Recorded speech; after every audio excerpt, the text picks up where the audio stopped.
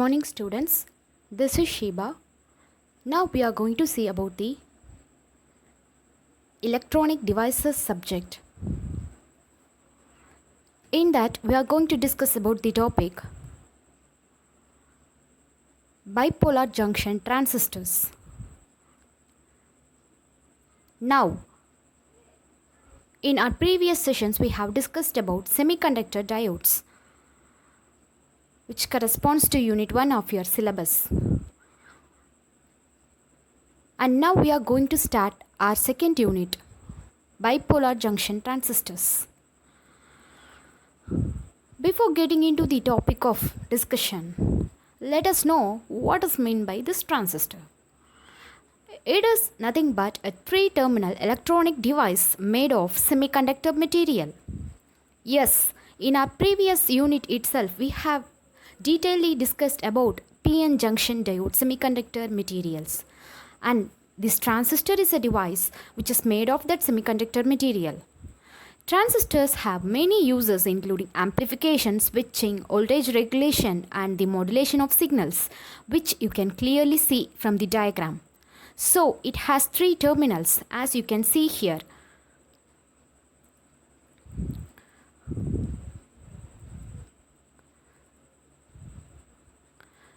And so in this unit, we are going to detailedly learn about what is meant by this bipolar junction transistors.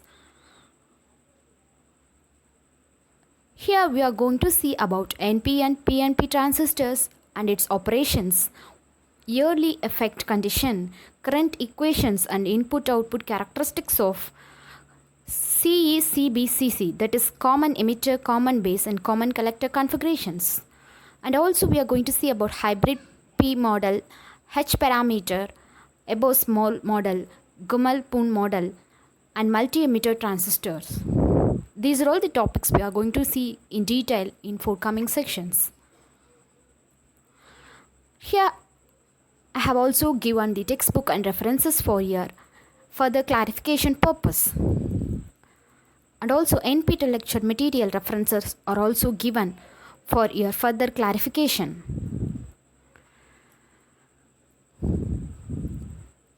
Moving to the transistors. This transistor in yearly, it was developed in 1906 in the form of vacuum tube, which is used in radios and early computers. This transistor, as I have mentioned in the intro, it is an electronic device made of three layers of semiconductor material that can act as an insulator and a conductor. The three-layer transistor is also known as bipolar junction transistor. Why? Because, for example, this three-layer is nothing but either PNP or NPN. That is, an N layer sandwiched between two P layers or a P layer sandwiched between two N layers.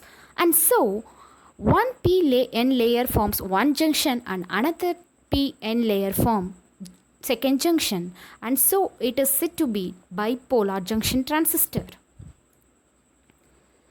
Moving to the construction of BJT, that is bipolar junction transistor, it consists of a silicon or germanium crystal in which a thin layer of N-type silicon is sandwiched between two layers of P-type silicon.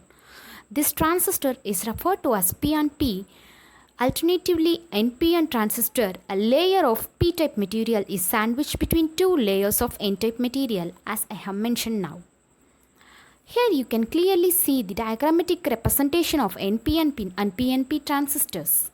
In NPN, you can see P is sandwiched between two N-type material, and in PNP, N layer is sandwiched between two P-type material. It has three junctions, E, B, C, emitter, base, collector. Moving to the basic models of BJT, you can see here the three junctions marked clearly as emitter junction, base and collector junction. Transistor also looks like a sort of two diodes connected back to back, and so it is said to be bipolar junction transistor. As we have seen in the diagram, there are two types of BJT, NPN and PNP. The two junctions are termed as base emitter and base collector junction. The term bipolar refers to the use of both holes and electrons as charge carriers in the transistor structure.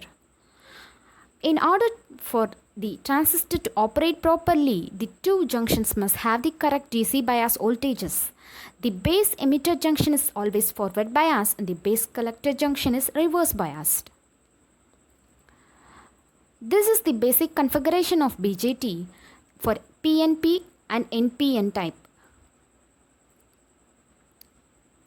This is the symbolic representation of NPN and PNP transistor.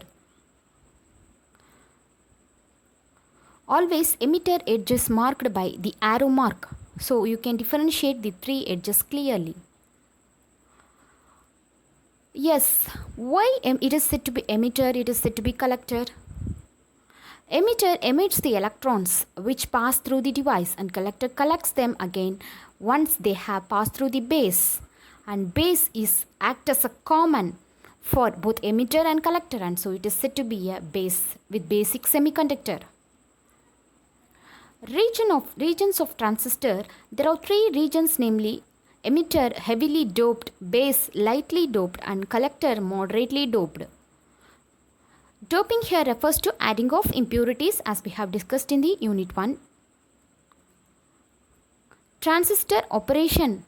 Yes, transistor operation, here you can see when we connect the transistor to a supply, the current starts flowing through the device, that is from emitter towards collector. So at the collector the output is measured. You can clearly see the architecture of BJT. It is constructed with three doped semiconductor with regions emitter, base, collector. Yes, here you can see the epitaxial planar structure of this BJT clearly. There is a substrate upon which collector is sandwiched and above which base is devised and above all emitter is devised. So they all has metallized contact and oxides for further contact of the supply. And moving to the transistor biasing. Yes, the base emitter junction is always forward biased and base collector junction is reverse biased. As you can see in the diagram, the emitter junction is connected to the positive side, whereas the collector side is connected to the negative side for reverse bias. The total current equation IE, that is emitter current, is equal to base current plus collector current always. That is IE is equal to IB plus IC. This is the diagrammatic biasing circuit for PNP transistor and NPN transistor. While we are connecting the P, we will be connecting to the positive side. While we are connecting the NPN transistor, we will be connecting the emitter to the negative side for forward biasing. This output current can toggle between large and small, that is switching between zeros and ones, and so transistor also act as a switch. There are three operating regions of transistor: cutoff region, linear, that is active region, and saturation region, which you can clearly see in this diagram. That is, linear active region is full on condition, intermediate current on controlled current flow, whereas in saturation full on, that is saturated to a maximum value, full current flow. Cutoff region is off, it cut off, that is there is no current flow inside the region. So based on these modes of operation, it can be applied to many kinds of application, like in cutoff and saturation it is applied in switching application in digital circuits, whereas in active mode it acts as an amplifier, and in reverse active mode it performs degradation function. There are many types of transistor like BJT, bipolar junction transistor, UJT, unipolar junction transistor, FET, FET, field effect transistor, and MOS, metal oxide semiconductors. Moving to the active mode NPN transistor in circuits, here you can see the NPN transistors connected in active mode, that is, N side is connected to the emitter side of the N is connected to negative side and collector is connected to positive side, and so it is said to be in forward biased in emitter side and reverse bias in the collector side. So this is the carrier concentration versus effective base width. As you can see, when we start giving the supply, the hole concentration and electron concentration starts vary, and it creates a depletion region. How the minority carrier concentration in base and in emitter of NPN transistor operates in active mode is given here. Always the voltage generated across base emitter and collector base is greater than 0. This is what they explained in the explanation how it operates under the NPN transistor in forward biased condition. This applied voltage causes the lower PN junction to turn on, allowing a flow of electrons from the emitter into the base. In active mode condition, the electric field existing between base and collector will cause the majority of these electrons to cross the upper PN junction into the collector to form the collector current IC. And also in this active mode, the ratio of collector current to the base current is said to be DC current gain. This gain is usually 100 or more and does not depend on the exact value. The value of gain for DC signals is referred to as HFE, and for AC signals HFE, smaller, H small fe. However, when there is no particular frequency range, the symbol beta is used. And moving to the active mode PNP transistor in circuits. In PNP transistor, as I have mentioned, P refers to the positive side. So always emitter side of P is connected to positive and collector side is connected to the negative for forward bias condition working. And here the applied voltage causes the upper PN junction to turn on, allowing a flow of holes from the emitter into the base. The electric field existing between the emitter and the collector causes the majority of these holes to cross the lower PN junction into the collector to form the collector current IC. And here IE, the emitter current, is the total transistor current, which is the sum of other terminal currents, that is IE is equal to IB plus IC.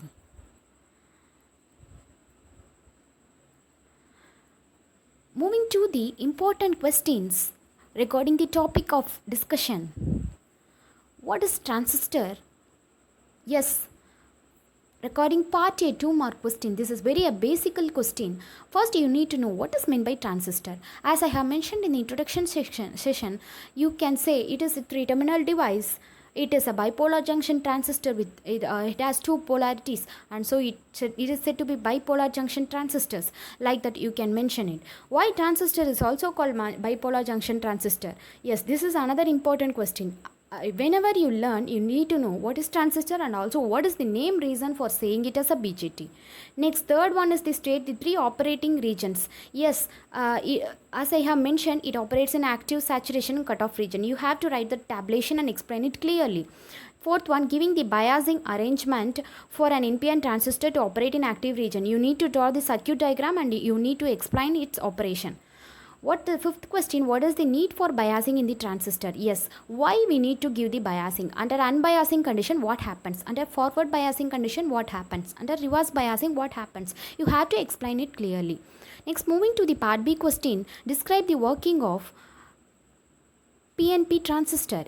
Yes, this is vice versa. They can also ask it for NPN transistor working. You have to explain it clearly. You have to draw all the necessary circuit diagrams and explain its working along with necessary equations also.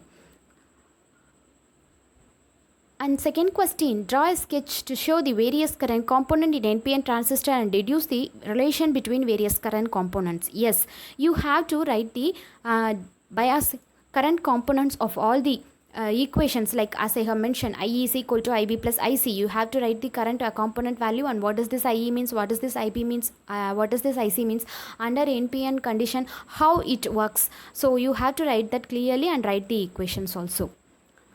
So regarding the important link for reference, here I have given the